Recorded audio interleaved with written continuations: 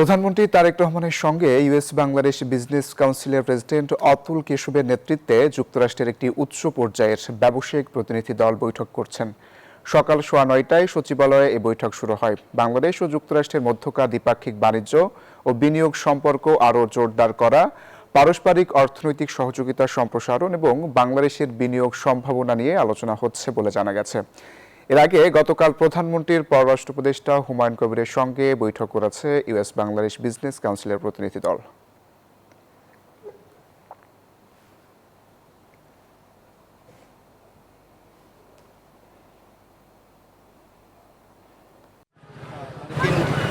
উচ্চ পর্যায়ে ব্যবসায়িক প্রতিনিধি দল তারা মূলত সকাল 9:30টার সময় প্রধানমন্ত্রীর কার্যালয়ে প্রবেশ করেছেন এবং তারপরে তারা কিন্তু বৈঠকে মিলিত হন এবং এই বৈঠকে বাংলাদেশের যে বিনিয়োগ সম্ভাবনা সেটি খোঁজার জন্য মূলত এই প্রতিনিধি দল এসেছে। এবং আপনি জানেন যে গতকাল কিন্তু তারা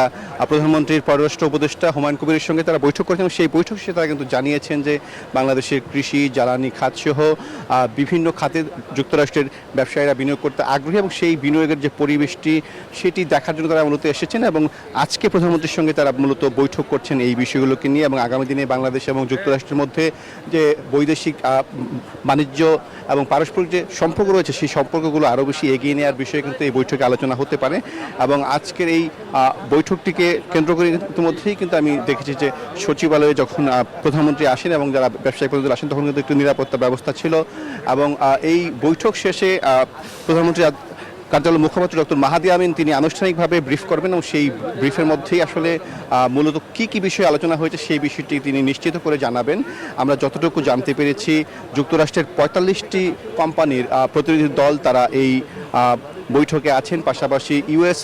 বাংলা বিজনেস কাউন্সিলের যারা নেতৃত্ব রয়েছেন তারা এই বৈঠকে রয়েছেন এবং আমরা দেখতে পেরেছি যে যুক্তরাষ্ট্রের সাবেক রাষ্ট্রদূত পিটার হাস তিনি কিন্তু এই প্রতিনিধি দলে আছেন এবং নিশা দেশাই তিনিও আছেন এই বৈঠকে এবং আমরা দেখেছি যে ইউএস বাংলা বিজনেস কাউন্সিলের বর্তমান যিনি প্রেসিডেন্ট অতুল কেশব তার নেতৃত্বে কিন্তু মূলত এই প্রতিনিধি দল বৈঠকে অংশ নিয়েছেন এবং প্রধানমন্ত্রী তারেক রহমানের পাশাপাশি বিদ্যুৎ ও জ্বালানি মন্ত্রী ইকবাল হাসান মাহমুদ টুকু রয়েছেন এই বৈঠকে, বিদ্যুৎ প্রতিমন্ত্রী অনিন্দ্য ইসলাম অমিত তিনিও এই বৈঠকে রয়েছেন আমরা জানতে পেরেছি। পাশাপাশি সরকারের যারা উচ্চ পর্যায়ের কর্মকর্তা রয়েছেন, সচিব রয়েছেন এবং বিভিন্ন মন্ত্রণালয়ের মন্ত্রী রয়েছেন তারাও কিন্তু এই বৈঠকে অংশ নিচ্ছেন। মূলত বাংলাদেশ এবং যুক্তরাষ্ট্রের মধ্যকার বাণিজ্য সম্পর্ক এবং বাংলাদেশের যে বর্তমানের বিনিয়োগ সংকট সেই বিনিয়োগ সংকট থেকে কাটিয়ে ওঠার জন্য এই বৈঠকটি গুরুত্বপূর্ণ ভূমিকা রাখবে সেটি মনে করছেন বিশ্লেষকরা। এবং আজকের এই বৈঠকের মধ্য দিয়ে বাংলাদেশে আগামী দিনে যুক্তরাষ্ট্রের যারা যেসব উচ্চ পর্যায়ের কোম্পানিগুলো রয়েছে তাদের বিনিয়োগ এদেশে আসবে। বাংলাদেশের কৃষি, বাংলাদেশের বিদ্যুৎ খাত, জ্বালানি খাত সব বিভিন্ন খাতে যদি যুক্তরাষ্ট্রের বিনিয়োগ আসে সেক্ষেত্রে কিন্তু বাংলাদেশের যে চলমান যে সংকটগুলো রয়েছে সেই সংকট থেকে কিন্তু উত্তরণের একটি পথ খুঁজে পাবে বাংলাদেশ। এবং